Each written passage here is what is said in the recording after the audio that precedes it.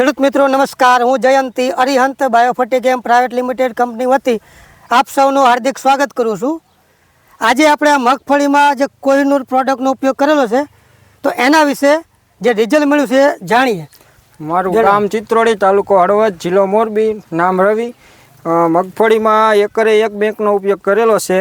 Result બહુ સારું છે। મગફળીમાં પીડાશ નથી રહેતી, સુયા સારા બે છે। માલમાં હદી રીતે ગયા વર્ષે રોયલનો બી ઉપયોગ કરેલો હતો। એરંડામાં એકરે એક બેંક નાખેલી હતી રોયલની।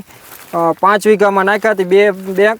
એમાં 5 વીઘાના એરંડા 205 નીકળ્યા હતા અને અત્યારે મગફળીમાં નાખેલું છે 4 એકરમાં નાખેલી 4 બેંક।